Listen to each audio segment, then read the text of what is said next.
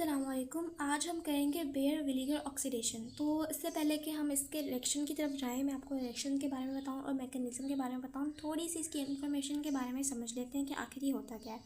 तो आपने अपने माइंड कंसेप्ट में रखना है कि जो बेयर विनेगर ऑक्सीडेशन है, इसमें ब्रेकडाउन होती है, क्लेवेज होती है कार्बन कार्बन बॉन्ड की, ठीक है। और उसके बाद जो है वो उसकी ब्रेकडाउन होने के बाद जो है वो केटोन और ईस्टर में कन्वर्ट हो जाता है, पहली बात।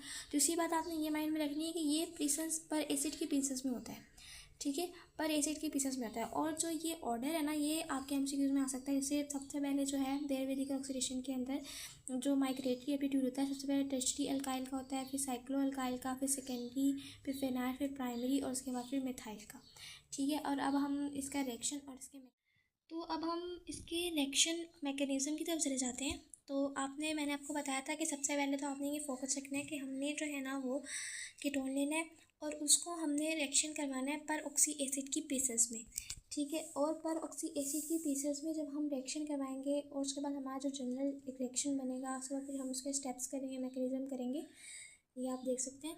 उसके बाद जो हमारा लास्ट प्रोडक्ट बनेगा ना, वो बनेगा ईस्टर और हमारे पास कार्बोक्सिलिक एसिड। फोकस आपने जब कोई भी मैकेनिज्म याद करना होता है ना, तो सबसे पहले इस चीज़ पे फोकस करा करो कि उसका एंड प्रोडक्ट क्या बनेगा। अगर आपको एंड प्रोडक्ट याद होगा ना, तो आप बाकी स्टेप्स भी अच्छे से कर लोगे। जैसे कि मैंने ये देख लिया कि मेरा एंड प्रोडक्ट जो है ना वो ईस्टर बनेगा, कार्बोक्सिलिक एसिड बनेगा, तो उसी हिसाब से जो है ना हम अपने माइंड के अंदर स्टेप्स याद रखते हैं कि जो ईस्टर के अंदर है और जो कार्बोक्सिलिक एसिड के अंदर है उसको हमने कैसे लेकर आना है।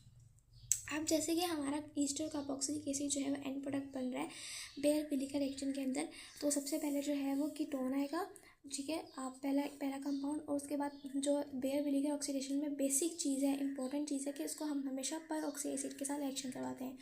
ये हमारा पर ऑक्सी एसिड आ गया, ठीक है। उसके बाद जो है वो इसमें पॉसिबिलिटी क्या हो सकती है, पॉसिबिलिटी ये हो सकती है जो ये ऑक्सीजन ये हाइड्रोजन के साथ रिएक्ट करे, ठीक है, और जो है वो इसको अपना एक बॉन्ड दे दे, ठीक है। यहाँ पे देखिए इसने इस पर अटैक करा हाइड्रोजन के ऊपर, और जो हाइड्रोजन है ना हमारे पास वो जाके इसका अटैच हो गया है, और वहाँ से एक उसने जो है बॉन्ड वहाँ पे चला गया वहाँ से, तो इसलिए इस पर पॉजिटिव साइन आ गया। और यहाँ पे ऑक्सीजन के पास एक आ गया, तो यहाँ पे नेगेटिव साइन आ गया, साथ के 2 लोन पेयर आ गए, ठीक है। ये हाइड्रोजन का अटैच हो गया, यहाँ पे कुछ भी नहीं है। अब ये क्या हो गया, ये हो गया प्रोटोनेटेड, यहाँ पे पॉजिटिव साइन इसलिए प्रोटोनेटेड कीटोन हो गया, और ये पर कार्बोक्सिलेट हो गया। तो पहला स्टेप्स को याद रखा है। पहला स्टेप है प्रोटोनेशन, हमने करवाई कार्बोनाइल की, जिसने क्रिएट किया reactive nucleophile carboxylate reactive nucleophile ये क्रिएट किया, और प्रोटोनेटेड कीटोन क्रिएट किया। उसके बाद बात कर लेते हैं सेकंड स्टेप की। सेकंड स्टेप में क्या हुआ कि अब जो न्यूक्लियोफाइल है अटैक करेगा कार्बन पे with the electron from the carbon double bond oxygen pi bond giving to oxonium ion, ठीक है। अब जो ये नेगेटिव साइन है ना, ये अगेन इस पर ऑक्सीजन डबल बॉन्ड पे अटैक करेगा, डबल बॉन्ड पे अटैक करेगा। यहाँ से जब इस पर अटैक होता है ना, पहले भी मैकेनिज्म में ये बताया था कि जब ऑक्सीजन डबल बॉन्ड पे अटैक होता है तो ये बॉन्ड होता है ना, ऑटोमेटिकली ऊपर जाता है, ठीक है। और क्योंकि यहाँ पे अटैक हो रहा है तो इसने ऊपर जाना है, तो इस पर अटैक करेंगे, ऊपर जाएगा तो ये सिंगल बॉन्ड बन जाएगा, ठीक है। एक बॉन्ड ऊपर चला गया, वो ऊपर जाके इसने वहाँ पे पहले पॉजिटिव एक बॉन्ड था, ऊपर जाके उसने उसका मिलके 2 लोन पेयर बना दिए, यहाँ पे सिंगल बॉन्ड आ गया।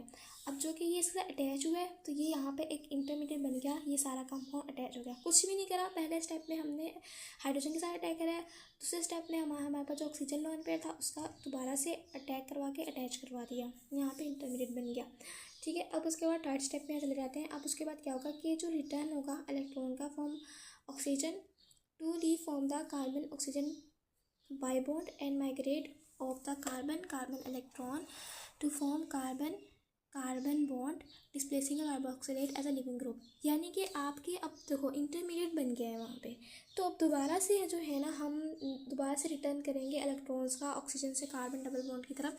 जैसे देखो यहाँ पे दोबारा से रिटर्न हो रहा है, ये वापस बॉन्ड अपनी जगह जा रहा है, ये बॉन्ड इस तरफ जा रहा है, क्योंकि हमने ईस्टर बनाना है। ईस्टर बनाना है, कैसे ईस्टर बनेगा, ईस्टर ऐसे बनेगा कि जो कार्बन है, ठीक है, इस दरम्यान में ऑक्सीजन के साथ आ रहा है, ठीक है, RCOR बन जाए, तो ये ईस्टर बन जाएगा। तो हम वही बनाने की कोशिश करें जो हमारा प्रोडक्ट है, ठीक है।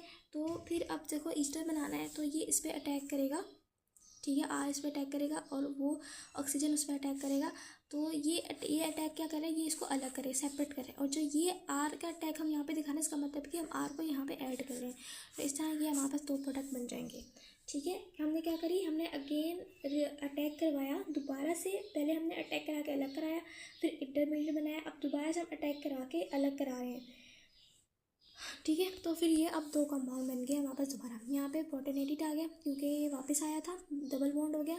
तो देखो वहाँ पे पॉजिटिव था, यहाँ पे डबल बॉन्ड था पीछे, यहाँ पे मैंने बात करी, यहाँ पे कहाँ पे, हाँ यहाँ पे पॉजिटिव था और डबल बॉन्ड था। तो जब ये बॉन्ड ऊपर गया तो 2 लोन पेयर हो गए, यहाँ पे सिंगल बॉन्ड लग गया। अब दोबारा से मैंने वही काम को मैंने रिवर्स करा तो फिर दोबारा से वही पॉजिटिव आ गया और डबल बॉन्ड आ गया।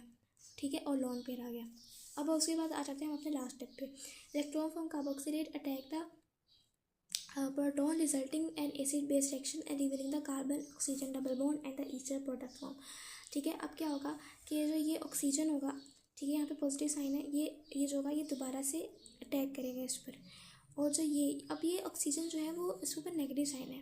ठीक है, इस ऊपर नेगेटिव साइन है और ये अनस्टेबल है। इसको स्टेबल करने के लिए हम हाइड्रोजन पे इसका अटैक करवाएंगे कार्बोक्सिलेट का। जब इसके हाइड्रोजन को अटैक करेगा तो कार्बोक्सिलिक एसिड बन जाएगा।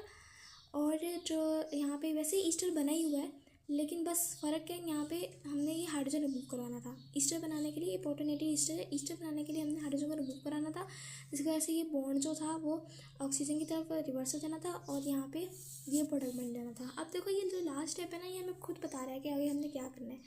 ठीक है, लास्ट स्टेप में हमारे पास ये 2 प्रोडक्ट जो हमने ऊपर बना के आया, ये 2 प्रोडक्ट बन गए। अब साफ साफ नजर आ रहा है कि ईस्टर कैसे बनेगा, कार्बोक्सिलिक एसिड कैसे बनेगा।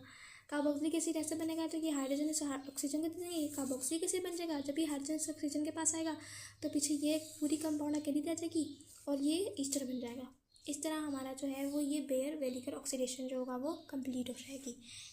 और नेक्स्ट वीडियो में हम जो है वो नेक्स्ट एग्जाम्पल के बारे में बात करेंगे, जो कि बेयर वेलिगर ऑक्सीडेशन की ही है, जो कि BF3 की प्रेजेंस में हो रहा है।